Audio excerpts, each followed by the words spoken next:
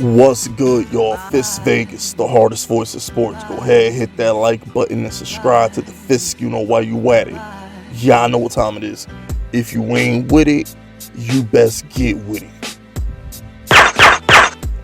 Now let's rock. Listen, I want to say shout out to Dave Gettleman. I want to say shout out to him for giving us our franchise quarterback and giving us Joe Judge. I said it before and I say it again.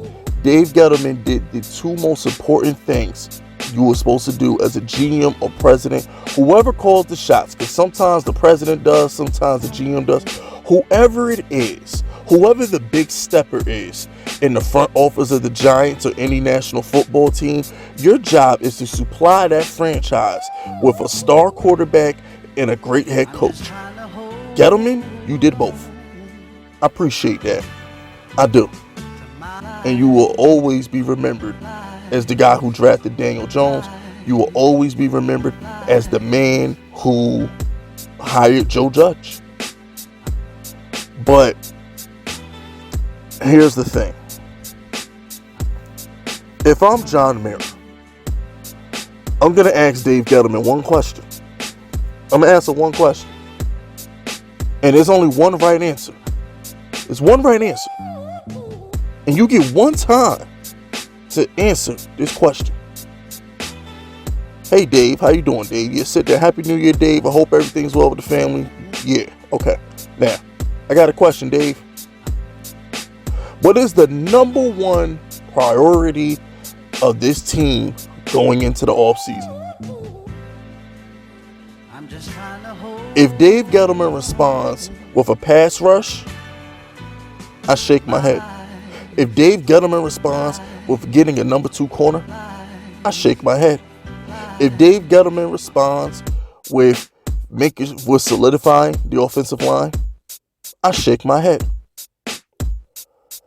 Anything Dave Gettleman says other than supplying Daniel Jones with a brand new wide receiving core, not just one new receiver, but 2 to 3, maybe 4 new wide receivers. I want a clean house. Anything less than 2 stud receivers and a new backup receiver is unacceptable. If Dave Gettleman answers with anything other than fixing the wide receiving core, we walk him into a room and he doesn't come out. Mob style. Bottom line. Simple as that. That's it. You saw what happened to Tommy D. Simone and Goodfellas. We walk him into a room and he don't come out. That's it. We clap him. We cancel him.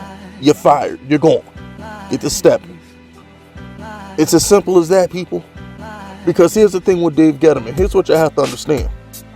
He's great at everything but offense. This man has no clue on how to get weapons for his quarterback.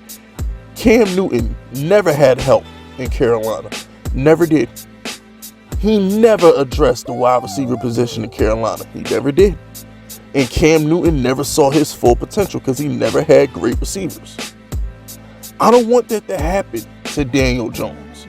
So as far as I'm concerned, as grateful as I am that Joe Judge supplied us with the 2 most important people any NFL franchise can have, which is coach and quarterback, if he's not willing to go out there and revamp the wide receiving core, I'm firing him. He doesn't leave my office with a job. If I'm John Mara, I call him in. I ask him a simple freaking question.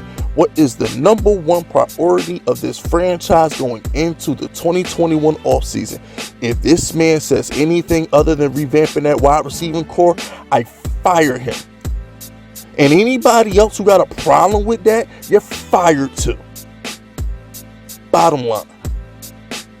You decapitate and do business with whatever's left. You understand? Not in the mood for this. In order to win games, you have to score points. The Giants have the worst offense in the entire NFL. I repeat, the Giants, not the Jets. The Jets get a pass because the Jets been playing with backups a majority of the season. A majority of the season, the Jets been playing with backups. Because Sam Darnold been hurt. The Bell, Le'Veon was hurt way before the deadline. What's his name? Crowder been in out there. They've been playing with backups. The Giants with the exception of Sterling Shepard, have been healthy all year. So as far as I'm concerned, guess what, ladies and gentlemen? We're the worst offense in the league. If you look at the healthiest teams, because the Jets haven't been healthy, the Giants are the worst offense with the healthiest roster. Period. We lost Saquon at the second game in the year. We've had plenty of time to adjust to life without Saquon. Darius Slayton has been healthy all year and has been a bum. Evan Ingram can't catch. Golden Tate been in the doghouse since his wife want to come out and criticize Daniel Jones. He was dropping passes before that. And as usual, Sterling Shepard was hurt for an extended period of time. Is what he does. What am I trying to say, people? What I'm trying to say is our defense was good enough. Our defense is great this year. But it didn't matter because we couldn't score.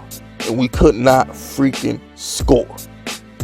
We're never going to know how great Daniel Jones can be until he gets weapons. And we're never going to win games on a consistent basis until we can put up 24 points a game. If we can't score 24 points a game, how are we supposed to win 10 games?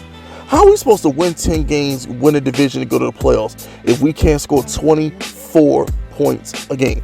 That's 3 touchdowns and a field goal. Our best offensive player shouldn't be our kicker. Our kicker has been our best offensive player the entire year. Grant Gano has been money in the bank all year. So if you ask me how I feel about Dave Gettleman's job, that's how I feel. If he says anything other than revamping this wide receiving core, I fire him. And once again, not only do I fire him, but anybody who got a problem with it, you can be fired too. Because your head ain't in the right place and you don't need to work for this organization. This ain't the 70s. This ain't the 80s. This ain't the 90s. Hell, this ain't even the early 2000s with Jerome Bettis and Jamal Lewis. This is 2021 where you have to air that sumbitch out in order to win games. It's a passing league. 90% of these teams line up a shotgun spread offenses and run no huddle. And the Giants want to play like it's 1986. No, not happening. Go get some smart, analytic kid who wants to think of the future of the game and hire him as a general manager. Don't get some 60, 70-year-old guy like Dave Gettleman who's still stuck in the 70s. I'm not in the mood. I'm not in the mood. I ain't got nothing else to say though. That's it. That's all. Subscribe to the unit if you rocking with me. My name is FISK Vegas and I approve this message.